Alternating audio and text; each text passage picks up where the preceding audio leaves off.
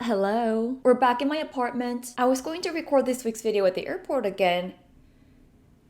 Welcome back to the airport. We're in the lounge today because I'm about to take a flight back home to LA. I am indeed back from my trip, but I still have so many photos I wanted to share with you. For this week though, if I showed you a lot of my day-to-day activities in Seoul last week, I wanted to show you something that's a little more touristy and not so everyday like. Because I've been loving all the colors that my ricoh has been capturing, I want to show you all these places and their colors through the camera. All the places I went to and photographed, I'll make sure to leave them in the comments. So if you're in Korea right now, you can go visit them. Or if you're gonna be there in the near future, you can save them for later.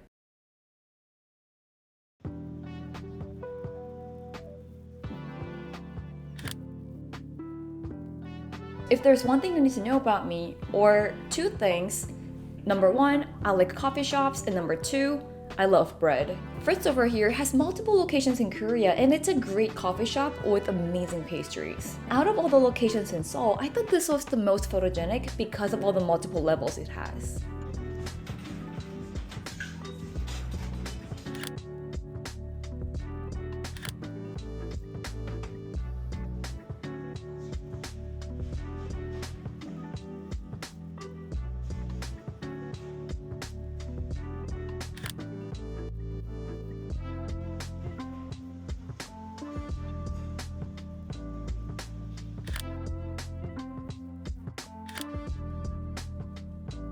When it comes to colors in Korea, there's this thing called obangsek, and obangsek means 5 direction colors. Obangsek consists of blue, red, yellow, white, and black, and each color represents a different direction. Obangsek can be found everywhere in Seoul, especially at historical landmarks such as palaces. On this day, I went to Gyeongbokgung, Gyeongbok Palace. It's one of the major palaces in Seoul, and I wanted to capture all these colors, especially through clothes.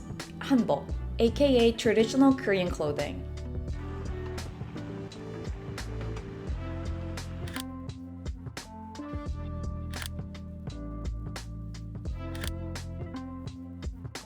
When I was here 3 years ago, I took this picture. Out of hundreds of images I took during that trip, this image always stayed with me. It resonated with me so deeply that to this day, if I were to pick one photo that I really like, it's gotta be this. During this visit, I wanted to recreate that using my ricoh.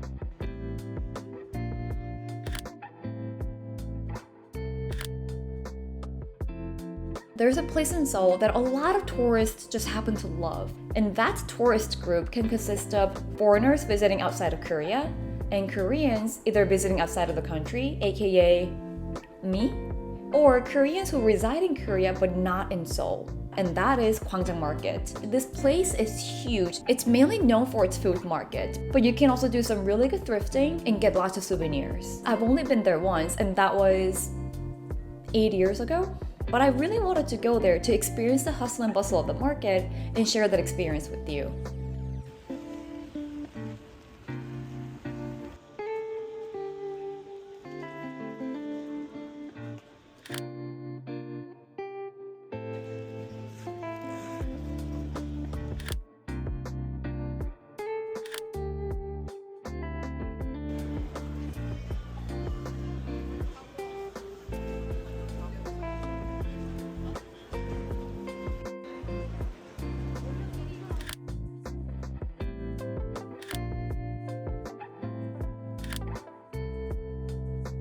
I will be honest, this market was kind of overwhelming. There's so many people and so many food vendors that I didn't know where to go and where to sit down to even eat. But I was really happy to get these photos that I don't think I'll be able to get anywhere in the US.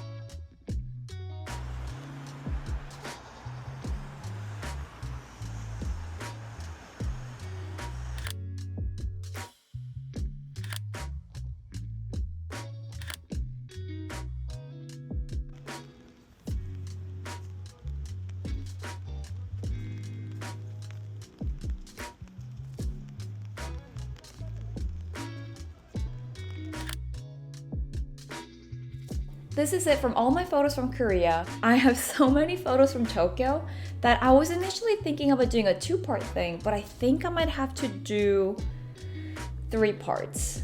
So I'll see you next week with photos from a different city.